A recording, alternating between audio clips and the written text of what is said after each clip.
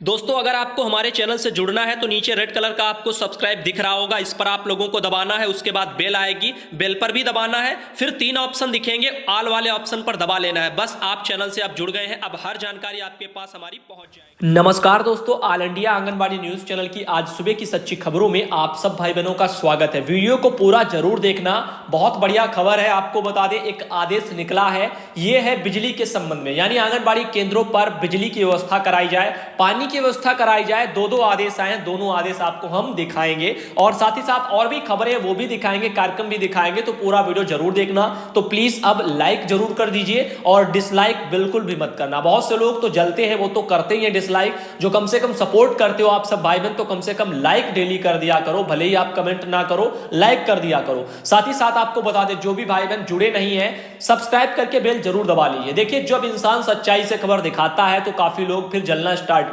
कर देते हैं। और यहां पर ऑल इंडिया तो हर एक पोल को खोलता है और हर एक चीज को जो है आप लोगों को बिना डरे सच्चाई से दिखाता है। तो अब आप लोग ही समझ जाइए, ऐसे में काफी लोग जो है हमसे कितना जलन रखते होंगे और क्या क्या जो है नहीं सोचते होंगे। तो ऐसे में काफी लोग डिसलाइक करके जाते हैं, ये उनमें से ही होते हैं। तो आप लोग लाइक करिए कम से कम, तो अपनी संख्या बल को भी बढ़ाइए, अपना प्यार सपोर्ट भी दीजिए। अब यहां पर बता दें, बिहार सरकार निदेशालय की तरफ से एक लेटर आपको हम दिखा रहे हैं, 29 अक्टूबर को निकला है, जरा देख लीजिए। और एक बात और मैं कंफर्म कर दूं, केवल बिहार राज्य में ही बिजली पानी के लिए नहीं बोला जा रहा है, ये आपका केंद्र सरकार की तरफ से बोला गया, उसके बाद ही ये सब सरकारें, राज्य सरकारें निकाल रही हैं। अब बिहार हो गया, उत्तर प्रदेश हो गया, यहां से मेरे पास ज्यादा लोग जुड़े हैं और वो ज्यादा से ज्यादा खबरें हम तक पहुंचा देते हैं। तो ज्यादा से ज्यादा जो लेटर होते हैं वो हम तक आ जाते हैं, लेकिन हमें ये पता होता है कि ये केंद्र सरकार की तरफ से पैसा इसमें दिया जा रहा है और उन्होंने ही बोला था 4-5-6 महीना पहले। अभी तक लापरवाहियों के चलते ना बिजली की व्यवस्था की गई है केंद्रों पर, ना ही पानी की गई है,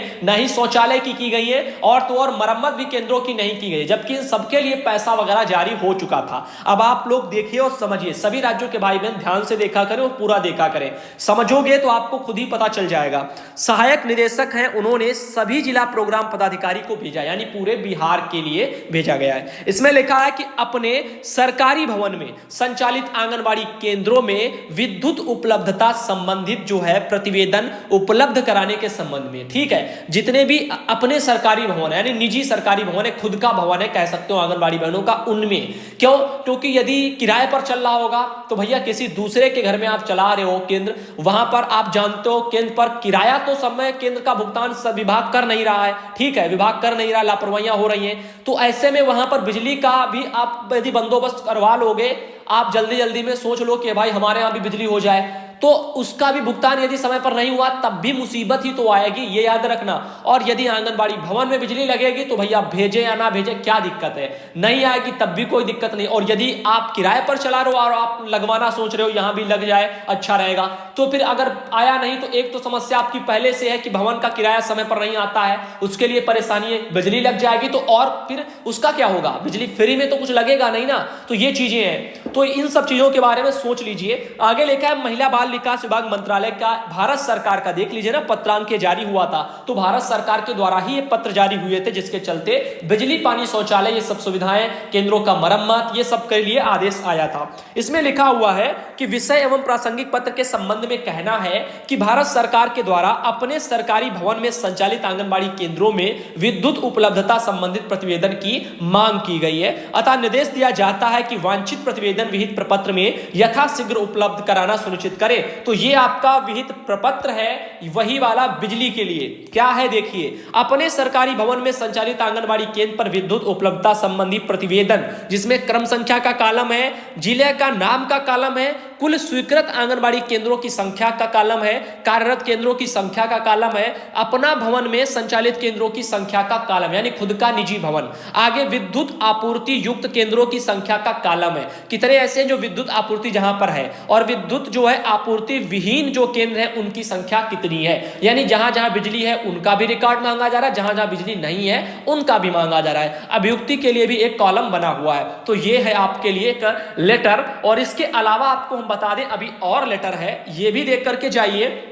ये दूसरा लेटर है बिहार सरकार का द्वारा ही जारी किया हुआ है। 28 ये अक्टूबर को निकला था, जिला प्रोग्राम पदाधिकारी की तरफ से है, यानी सभी जिला प्रोग्राम पदाधिकारी को भेजा गया है, निदेशक की तरफ से लेटर है। इसमें लिखा है कि वित्तीय वर्ष 2015 से 16 और से लेकर के पूरा 20 तक, तो 2015 से लेकर के मान के चलिए 2020 तक, इन सभी सालों में जितने भी जो सत्र हुए, मतलब 2015 से 16, फिर 16 से 17, 17 से 18, 18 से 19 और 19 से 20, इन सभी वर्षों में, सभी सत्रों में आंगनबाड़ी केंद्र भवन निर्माण, उत्क्रमण तथा पेयजल एवं शौचालय निर्माण इस मद में आवंटित राशि के विरुद्ध उपयोगिता प्रमाण पत्र एवं अन्य प्रतिवेदन निदेशालय में ससमय परिवर्तित नहीं करने के संबंध में, मतलब इन सालों में जितने साल, आप सोच लीजिए 2015 से 20 में, इसके बीच में जो भी भवन बने हैं, शौचालय बने हैं या अन्य तरह से पेयजल की व्यवस्था हुई है, जो राशि इसके लिए भेजी गई है, उसका उपयोगिता जो प्रमाण पत्र बनता है वो अभी उपलब्ध नहीं कराया गया। बताओ क्यों?